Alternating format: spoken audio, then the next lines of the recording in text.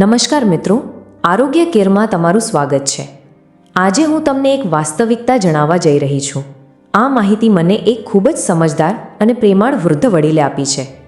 તેમણે તેમના જીવનના અનુભવો મારી સાથે વહેંચ્યા છે, જે આજે હું તમારી સાથે વહેંચીશ. આ વાત છે શ્રીમતી રમીલાબેનની, જેઓ અમદાવાદમાં રહે છે અને તેમની ઉંમર 94 વર્ષ છે. તેઓએ મોકલેલા અનુભવો આ પ્રમાણે છે. મિત્રો, શું તમને ક્યારેય એવું લાગ્યું છે કે તમારા શરીરની શક્તિ પહેલાં કરતાં વધુ ઝડપથી સમાપ્ત થઈ રહી છે? જેમ કે નાની નાની વાતો પણ તમને થકવી લે છે, અથવા તો તમે દિવસ દરમિયાન ક્યાંક ને ક્યાંક એવું વિચારો છો કે પહેલાં જેવી તાકાત હવે રહી નથી. જો હા, તો તમે એકલા નથી. આ વાત હું જાણું છું, કારણ કે હું પોતે ત્યાંથી પસાર થઈ ચૂકી છું. મારું નામ રમીલાબેન શાહ છે. મારી ઉંમર 94 વર્ષ છે અને હું એકલી રહું છું. મારી સાથે ન તો કોઈ મદદગાર છે કે ન કોઈ સંભાળ રાખનાર. પરંતુ હું ખોટું નહીં બોલું. એક સમય એવો હતો જ્યારે મારી હાલત ખૂબ જ નબળી હતી.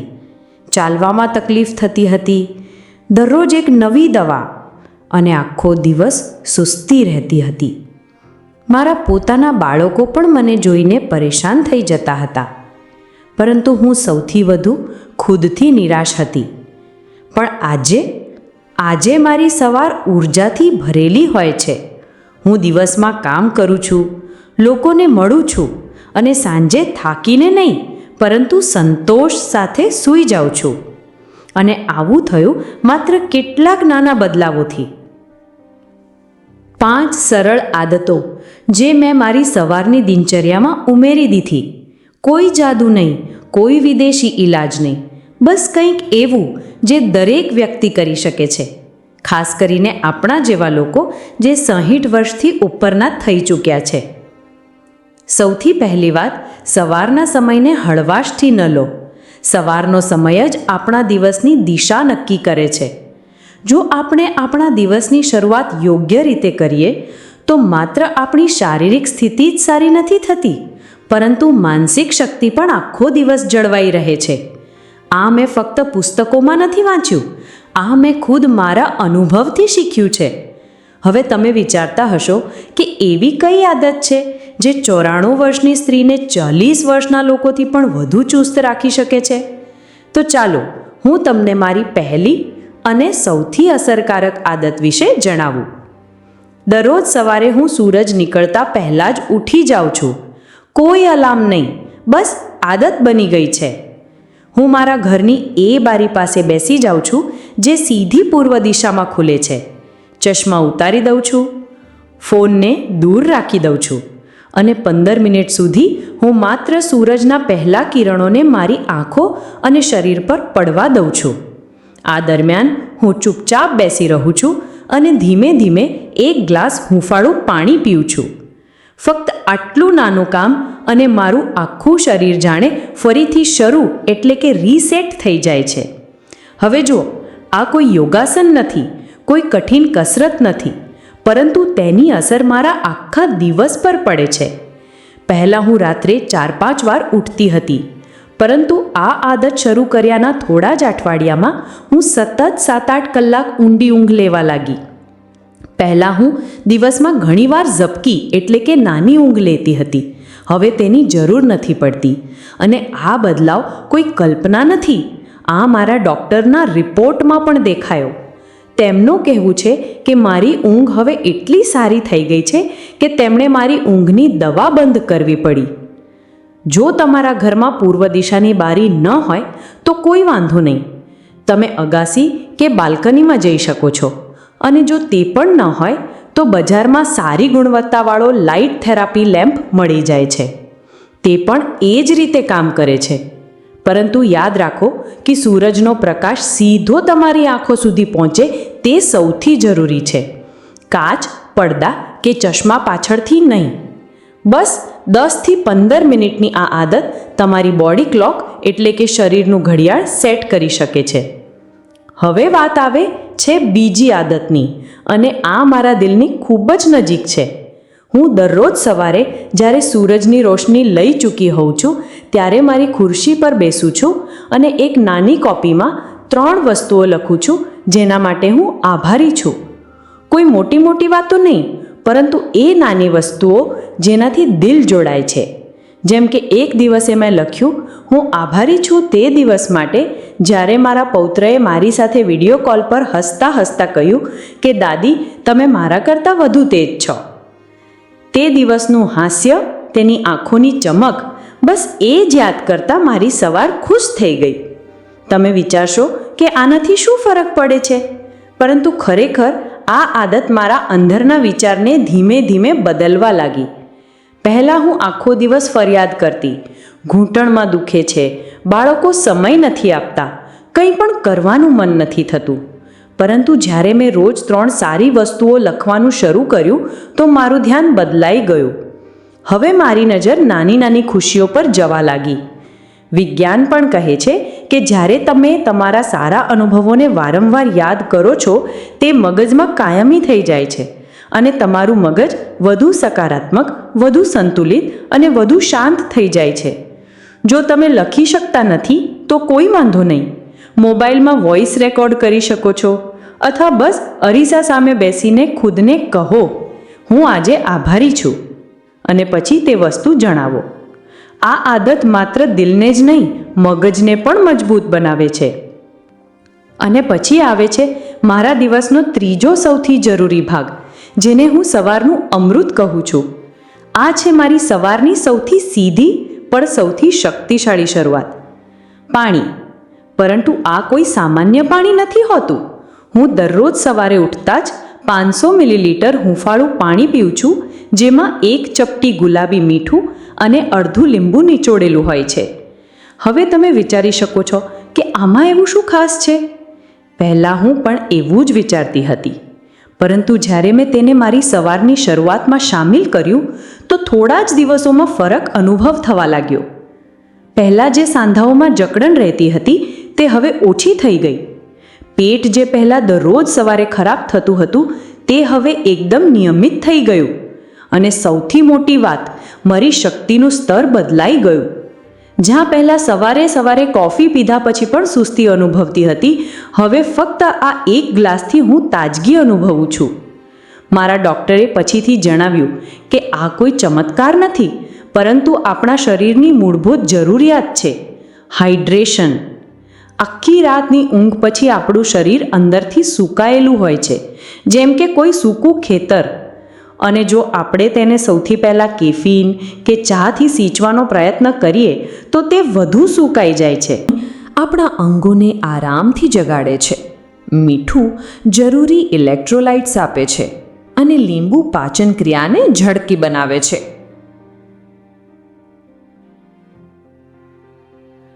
તમે વિચારી શકો છો કે રમીલાબેન, હું તો પાણી પીવું જ છું સવારે. બિલકુલ સાચું, પરંતુ ફરક એ વાતથી પડે છે કે ક્યારે અને કેવી રીતે પીઓ છો. ઉઠતા જ ખાલી પેટ, બીજું કંઈ પણ ખાધા કે પીધા વગર, અને ઠંડુ નહીં, હૂંફાળું ગરમ. તેનાથી તે સીધું તમારા કોષો સુધી પહોંચે છે. કેટલાક લોકો કહી શકે કે આટલું પાણી પીશું તો વારંવાર શૌચાલય જવું પડશે. હું પણ પહેલાં આવું જ વિચારતી હતી, પરંતુ થોડા જ દિવસોમાં શરીર પોતે જ ગોઠવાઈ જાય છે અને તમને અનુભવ થાય છે કે પહેલાં તમે પાણી નહોતા પી રહ્યા, તમે ફક્ત તરસ छिपाવી રહ્યા હતા, શરીરને સિંચી રહ્યા નહોતા. હવે તમે વિચારતા હશો કે પછી આખો દિવસ શું પીવું?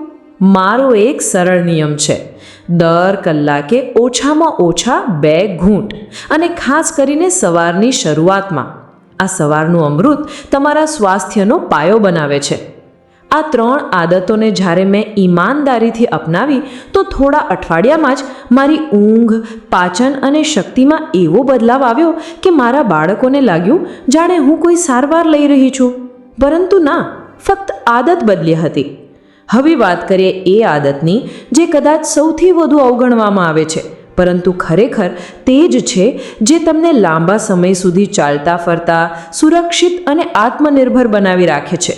જ્યારે હું 85 વર્ષની હતી ત્યારે એકવાર લપસીને પડી ગઈ હતી. વધારે વાગ્યું નહીં, પરંતુ ડર ખૂબ બેસી ગયો હતો. મેં વિચાર્યું કે જો ફરિયાવું થયું તો કદાચ ઉઠી જ ન શકું. તે જ દિવસે મેં નક્કી કર્યું કે મારે મારા શરીરને ચાલવા ફરવા માટે તૈયાર કરવો પડશે. દરરોજ સવારે ઉઠતા પહેલાં હવે જ્યારે મારી ઊંઘ ખુલે છે તો હું પલંગમાં જ થોડી મિનિટો સુધી મારા શરીરને ધીમે ધીમે હલાવવાનું શરૂ કરી દઉં છું. પગની એડીઓને ગોળ ગોળ ફેરવું છું, ઘૂંટણને ધીમે ધીમે વાળું છું, ખભાને પાછળ લઈ જઈને ફેરવું છું અને ગરદનને ધીમે ધીમે બંને તરફ ફેરવું છું. કોઈ ભારે વ્યાયામ નહીં, બસ શરીરને ધીમે ધીમે તેની ઊંઘમાંથી બહાર લાવવાની પ્રક્રિયા. આ આદત મેં એક ફિઝિયોથેરાપિસ્ટ પાસેથી શીખી, જે વૃદ્ધો માટે ખાસ હલનચલન શીખવે છે. તેમનું કહેવું હતું કે ઊંઘ દરમિયાન આપણા સાંધા સખત થઈ જાય છે અને જો આપણે કોઈ તૈયારી વગર ઊંઠીને ઊભા થઈ જઈએ તો પડવાનો ખતરો ખૂબ વધી જાય છે. હવે હું દરરોજ સવારે મારા શરીરને આ જ રીતે જગાડીને જ ઊઠું છું અને તમને જાણીને આશ્ચર્ય થશે કે તે દિવસથી લઈને આજ સુધી મેં ફરી ક્યારેય પડવાનો ડર અનુભવ્યો નથી. હાડકાં લચીલા છે, સંતુલન વધુ સારું છે અને આત્મવિશ્વાસ પહેલાં કરતાં ઘણો વધુ છે. જો તમે વિચારો છો કે તમે આ કરી શકતા નથી તો એકવાર આજે રાત્રે સૂતા પહેલાં જ નક્કી કરી લો કે સવારે ઉઠતા જ ફક્ત 5 મિનિટ પલંગ પર સૂતા સૂતા તમારા શરીરને ધીમે ધીમે હલાવવાનું છે. કોઈ વ્યાયામ નહીં, માત્ર હલનચલન. આ આદત માત્ર શરીર માટે જ નહીં પરંતુ મન માટે પણ એક સંકેત બની જાય છે કે હવે દિવસ શરૂ થઈ રહ્યો છે અને હું તેના માટે તૈયાર છું. દરેક ઉંમરમાં પડવાનો ડર સૌથી સામાન્ય ડર હોય છે, પરંતુ હકીકત એ છે કે મોટાભાગના પડવા એ આપણી તૈયાર ન હોવાને કારણે થાય છે, ઉંમરને કારણે નહીં. રમીલાબેન શાહની જેમ જો તમે તમારી સવારને એક નાની શારીરિક શરૂઆતથી શરૂ કરશો તો તમે માત્ર ખુદને ઈજાથી જ નહીં બચાવો પરંતુ આખા દિવસને ઊર્જાથી ભરી દેશો. હું જાણું છું કે આજકાલ ઘણા લોકો કહે છે કે હવે ચાલવા ફરવાનું ઓછું થઈ ગયું છે, સાંધામાં દુખાવો છે કે નબળાઈ આવી ગઈ છે. પરંતુ જો તમે તમારી સવારની આ નાની નાની શરૂઆતો ઈમાનદારીથી અપનાવો, સૂરજનો પ્રકાશ, આભારની ભાવના, હૂંફાળું પાણી અને હળવી શારીરિક હલનચલન, તો તમે ફરીથી અનુભવ કરશો કે વધતી ઉંમર કોઈ અડચણ નથી પરંતુ એક નવી શરૂઆતનો અવસર છે. તો ચાલો હવે એ છેલ્લી આદતની વાત કરીએ જેણે મારી જિંદગીનો દૃષ્ટિકોણ જ બદલી નાખ્યો. આ આદત કોઈ શરીર સાથે જોડાયેલી વસ્તુ નથી, ન ખાવા પીવાથી, ન ચાલવા ફરવાથી. આ જોડાયેલી છે આપણા દિલ અને મગજ સાથે, આપણા વિચાર સાથે, આપણા સંબંધો સાથે અને એ સવાલ સાથે જે મેં ખુદને દરરોજ સવારે પૂછવાનું શરૂ કર્યું હતું કે હું આજે બીજા કોઈ માટે શું કરી શકું છું. સાંભળવામાં ખૂબ સામાન્ય લાગશે, પરંતુ એ જ સવાલ મારી જિંદગીની સૌથી ઊંડી સવારની આદત બની ગઈ. હું પહેલાં ખૂબ જ એકલતા અનુભવતી હતી. પતિના જવાથી ઘર જાણે શાંત થઈ ગયું હતું. બાળકો પોતપોતાના કામમાં વ્યસ્ત રહેતા હતા અને મિત્રો કાં તો દૂર થઈ ચૂક્યા હતા અથવા દુનિયા છોડી ચૂક્યા હતા. એક સમય તો એવો પણ આવ્યો જ્યારે મેં ખુદ સાથે જ વાત કરવાનું બંધ કરી દીધું હતું. પરંતુ તે દિવસે જ્યારે મેં ખુદને આ સવાલ પૂછ્યો અને જવાબ મળ્યો કે કદાચ હું આજે કોઈને ફોન કરીને ખબર પૂછી શકું છું, તો કંઈક બદલાયું. મેં મારા પડોશમાં રહેતી સુશીલાબહેનને ફોન કર્યો. તેઓ કેટલાય મહિનાઓથી તેમના દીકરાના વિદેશ જતા રહ્યા પછી એકલા રહેતા હતા. મેં બસ એટલું જ પૂછ્યું કે તમારી તબિયત કેમ છે? અને બીજી તરફથી અવાજ આવ્યો, એકદમ શાંત પણ ધ્રુજતો, ધન્યવાદ રમીલાબેન, કોઈએ આટલા દિવસ પછી પૂછ્યું.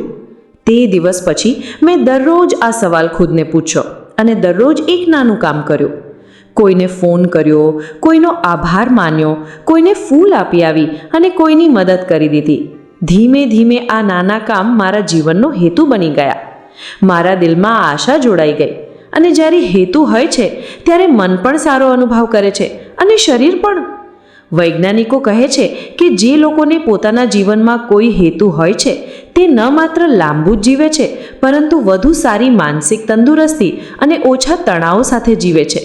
આ મેં પુસ્તકોમાં નહીં, મારા હાડકાં અને શ્વાસમાં અનુભવ્યું છે. હવે તો આ મારી દિનચર્યાનો ભાગ બની ગયો છે.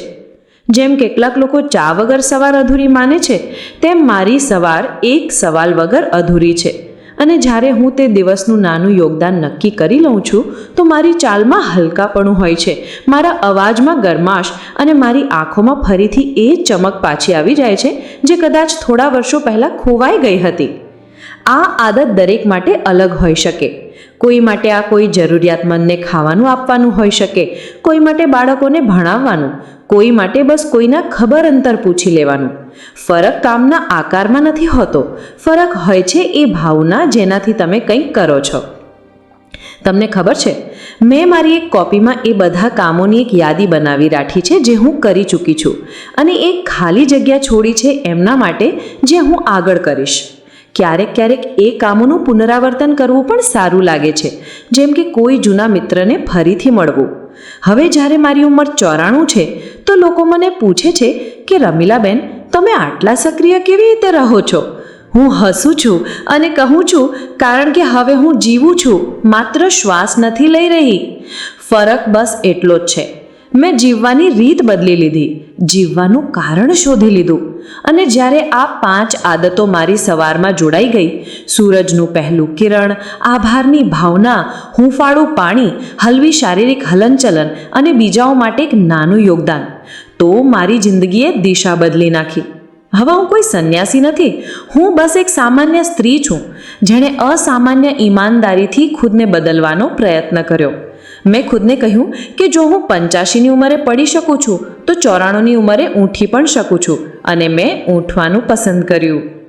કદાચ તમે પણ આજે કોઈક એવા વળાંક પર ઊભા છો જ્યાં શક્તિ ઓછી લાગે છે, મન ભારે રહે છે, અને તમે વિચારો છો કે શું હવે કંઈક બદલાશે? તો હું ફક્ત એક વાત કહેવા ઈચ્છું છું કે હા, બદલાશે. તમે ઈચ્છો તો આજથી શરૂઆત કરી શકો છો. કોઈ મોટી વાત નથી કરવાની, બસ નાની નાની આદતો જોડવાની છે. એ આદતો જે તમારા માટે, તમારા શરીર માટે અને સૌથી જરૂરી તમારા દિલ માટે કામ કરે. હું જાણું છું કે જ્યારે તમે આગલી વખતે સવારે ઉઠશો તો ખુદને એ જ સવાલ પૂછજો જે મેં પૂછ્યો હતો, કે હું આજે શું કરી શકું જે મને થોડો વધુ સારો બનાવે. અને પછી જુઓ કે ધીમે ધીમે તમારો દિવસ કેવી રીતે બદલાય છે, અને પછી તમારું અઠવાડિયું, મહિનો અને આખી જિંદગી. જો તમે આ વિડીયોથી કંઈક અનુભવ્યું, કંઈક શીખ્યા અથવા બસ કંઈક સારું લાગ્યું તો નીચે કોમેન્ટ કરીને મને જરૂર જણાવજો. તમે કઈ એક આદતને આજથી અપનાવવા જઈ રહ્યા છો? અને હા, એક વાત વધુ, તમે આ વિડીયો કયા શહેરથી જોઈ રહ્યા છો તે પણ જણાવજો. હું જાણું છું કે દરેક ખૂણામાં કોઈને આ બદલાવની જરૂર છે. જો વિડીયો સારો લાગ્યો હોય તો લાઈક કરજો, શેર કરજો અને આ ચેનલને સબસ્ક્રાઈબ કરવાનું ભૂલતા નહીં, જેથી આપણે મળતા રહીએ, આવી જ વાતો કરતા રહીએ અને જિંદગીને ઉંમરની સીમાઓથી બહાર જીવતા રહીએ. કારણ કે યાદ રાખો, ઉંમર ફક્ત એક નંબર છે. સાચી ઉંમર તે હોય છે જે તમે દરરોજ સવારે ખુદને આપો છો. ચાલો આજથી ફરીથી જીવવાનું શરૂ કરીએ, તમે પણ અને હું પણ.